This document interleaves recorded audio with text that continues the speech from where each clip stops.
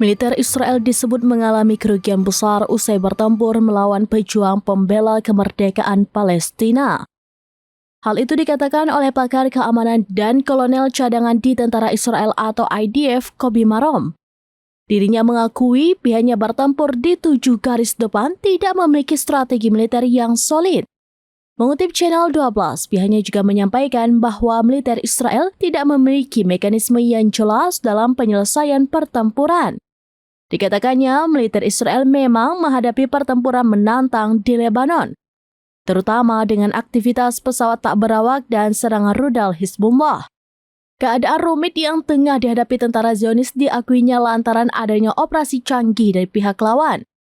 Kolonel cadangan itu mengatakan juga bahwa sistem komando dan kontrol Hizbullah sedang ditingkatkan bersama dengan formasi tembakannya. Dirinya juga menekankan bahwa hal ini terjadi di tengah evakuasi unit permukiman dan gangguan terhadap aktivitas komersial.